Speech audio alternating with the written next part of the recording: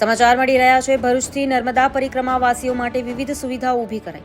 નીલકંઠેશ્વર મહાદેવ મંદિર સંચાલકો દ્વારા વર્ષોથી ચાલી આવેલી પરંપરા હજી પણ ચાલી રહી છે। નીલકંઠેશ્વર મહાદેવ મંદિરે આવતા પરિક્રમાવાસીઓ માટે રહેવાની જમવાની સુવિધાઓ મંદિર પરિષદ દ્વારા પૂરી પાડવામાં આવતી હોય છે, જેથી ખૂબ જ મોટી સંખ્યામાં અહીં પરિક્રમાવાસીઓ રાત્રે રોકાણ કરી ભોજન પ્રાપ્ત કરતા હોય છે। નર્મદા માતાની પરિક્રમાની આગવી ધાર્મિક મહિમા છે, ત્યારે હાલમાં દિવસોમાં ભરૂચ જિલ્લામાંથી હજારોની સંખ્યામાં પરિક્રમાવાસી પસાર થઈ રહ્યા છે।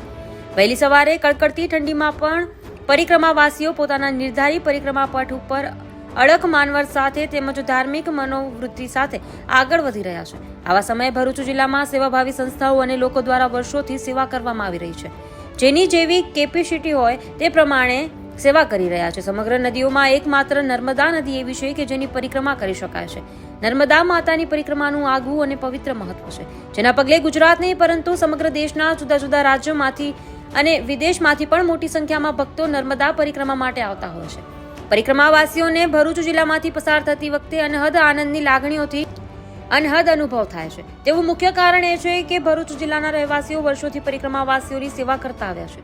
સામાન્ય માનવી હાલની ઠંડીમાં વહેલી સવારે જ્યારે બહાર નીકળે ત્યારે તેના ચહેરા પર ઠંડીની યાતના સ્પષ્ટપણે જણાતી હોય છે, પરંતુ કોઈ જાણે કેમ ભરૂચ જિલ્લામાંથી પસાર થતી પરિક્રમાવાસીઓ કે તેઓનું મુખ મર્યાદિત વસ્ત્ર ધારણ કરે છે, તેમજ તેઓના ચહેરા પર હર્ષિત